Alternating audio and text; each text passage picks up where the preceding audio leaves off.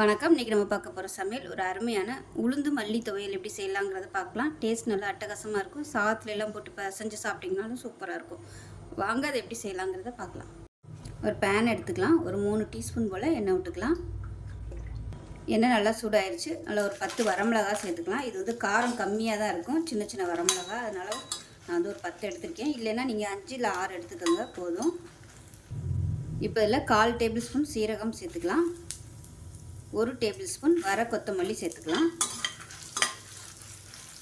இது எல்லாமே மீடியமான ஃப்ளேம்லேயே சேர்த்துக்கோங்க. 1/4 கப் அளவுக்கு உளுந்து சேர்த்துக்கலாம். கருப்பு உளுந்து கிடச்சிச்சின்னா நீங்கள் அதை யூஸ் பண்ணுங்கள், நல்லாயிருக்கும்.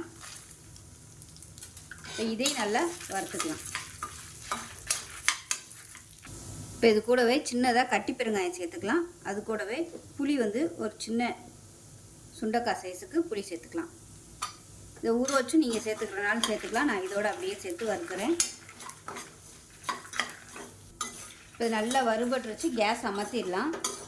இதே இந்த கடாயிலே வச்சிங்கன்னா கருகிரும். அதனால் மிக்சி ஜாருக்கு மாற்றிக்கலாம். இது ஆறுனதுக்கப்புறம் தான் அரைக்கணும், சூட்டோட அரைச்சிட வேணாம்.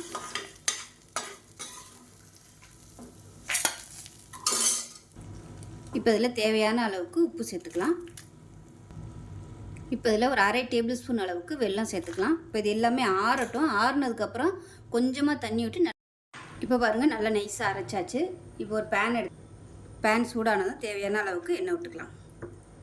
இப்போ எண்ணெய் நல்லா காஞ்சிருச்சு. பொடியாக நறுக்குன்னா பூண்டு சேர்த்துக்கலாம். கருவேப்பிலை சேர்த்துக்கலாம்.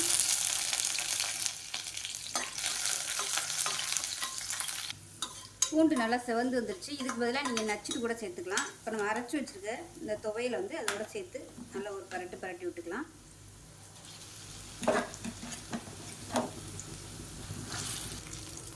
இப்போ இந்த துவையில் போட்டு இந்த எண்ணெயில் நல்லா பரட்டி எடுத்துக்கலாம்.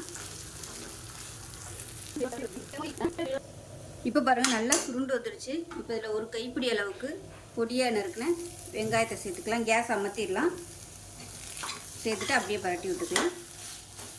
இது அப்படியே சாதத்தில் போட்டு பரட்டி சாப்பிட்றதுக்கு சூப்பராக இருக்கும். இந்த பச்சை வெங்காய வாசனையோட நல்லாயிருக்கும் சாப்பிட்றதுக்கு. எல்லாமே நல்லா கலந்து வர மாதிரி மிக்ஸ் பண்ணி விட்டுக்கோங்க. இப்போ நல்லா ரெடி ஆயிடுச்சு. இது வேறு பிளேட்டுக்கு மாற்றிக்கலாம்.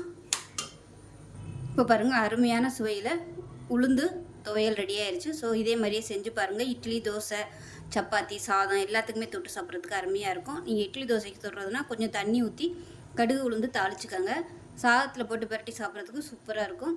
ஸோ செஞ்சு பாருங்கள். செஞ்சு பார்த்துட்டு எப்படி இருந்துச்சுங்கிறத சொல்லுங்கள். வீடியோ பிடிச்சிச்சின்னா லைக் பண்ணுங்கள், கமெண்ட் பண்ணுங்கள், சேனலை சப்ஸ்கிரைப் பண்ணுங்கள், பக்கத்தில் பெல் பட்டனையும் ப்ரெஸ் பண்ணுங்கள். நன்றி.